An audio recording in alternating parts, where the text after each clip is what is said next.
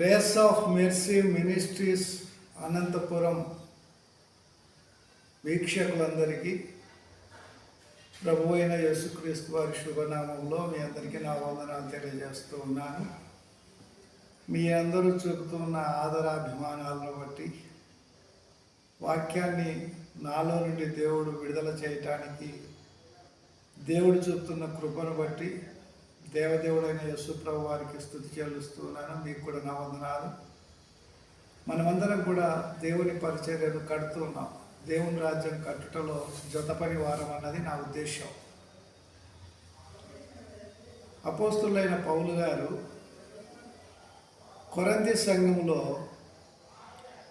పరిచయులతో మాట కలిసింది. ఆ మాట ఏంటంటే, మృతుల పునరుత్థానంలో మనుషులు ఎలాగుంటారో, మృతులు తిరిగి లేచినప్పుడు ఏ స్థితిలో ఉంటారు అన్నది వాదన. ఈ వాదనలో పరిచయులు మృతులు ఎట్టి శరీరంతో లేస్తారన్న వాదనను పౌలు గారు వారికి వివరణిస్తూ, మృతుల పునరుత్థానంలో ఓ వ్యక్తి లేకపోతే అన్నాడు, ఓ అవివేకి, మనుషుడు విత్తుదానిని చూస్తే వాడు గోధుమ గింజైనా సరే, మరి ఏ గింజ అయినా సరే ఒట్టి గింజ విత్తుతున్నాడు. ఆ విత్తిన గింజలో నుండి దేవుడు చెట్టునిస్తూ ఉన్నాడు అన్నాడు. అంటే ఒక వ్యక్తి ఈ లోకంలో పుట్టేటప్పుడు ఆత్మగా దేవుని చేత వస్తూ ఉన్నాడు, కానీ తల్లి గర్భంలో నుండి బయటకు వచ్చేటప్పుడు వాడు శరీరాన్ని ధరించుకొని వస్తూ ఉన్నాడు.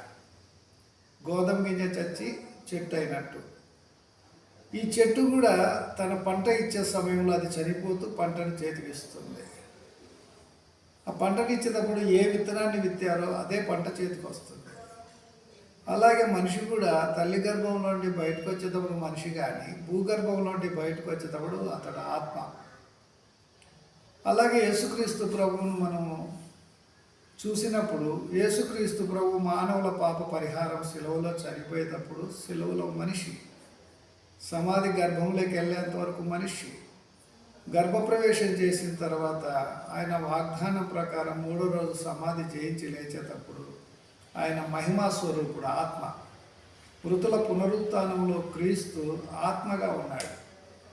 అందుకే పేతురు తన మొదటి ప్రసంగం అపోస్తుల కార్యం 2:35-36లో, మీరు సిలువ వేసిన యేసును దేవుడు ప్రభువుగాను క్రీస్తుగాను లేపాడు, దానికి మేము సాక్షులము అన్నాడు. ప్రభు సమాధి చేయబడేంత వరకే, అంటే మరియమ్మ గర్భంలో పరిశుద్ధాత్మ అభిషేకంతో ప్రవేశించాడు. మరియమ్మ ప్రసవించినప్పుడు మనిషిగా రక్తమాంసాల శరీరంలోకి వచ్చాడు. శిలువలో రక్తమాంసాల శరీరంలో రక్తం కార్చి సమాధి చేయబడ్డాడు. భూగర్భంలో ప్రవేశించేటప్పుడు మనిషిగానే, మనిషి శరీరంతోనే ప్రవేశించాడు.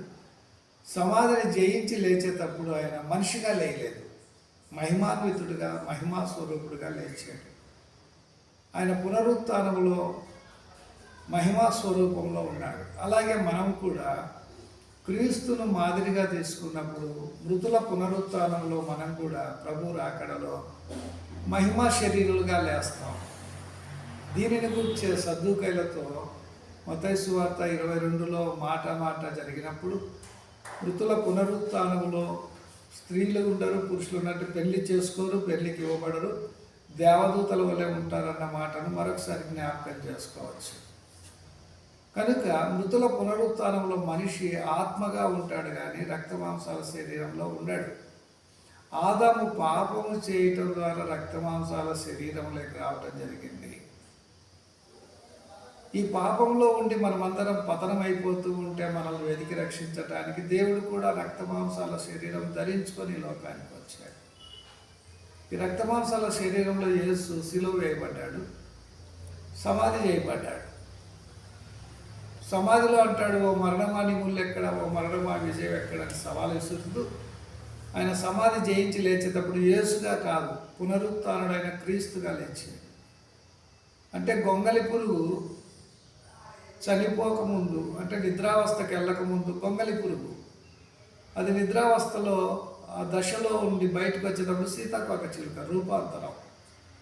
అలాగే మృతుల పునరుత్థానంలో మనం కూడా ఆత్మలుగా ఉంటాము, క్రీస్తు స్వారూప్యంలో ఉంటాము అనేది పౌలు గారు లేఖనం ద్వారా విశ్వాసులకు చెబుతున్నటువంటి మాట.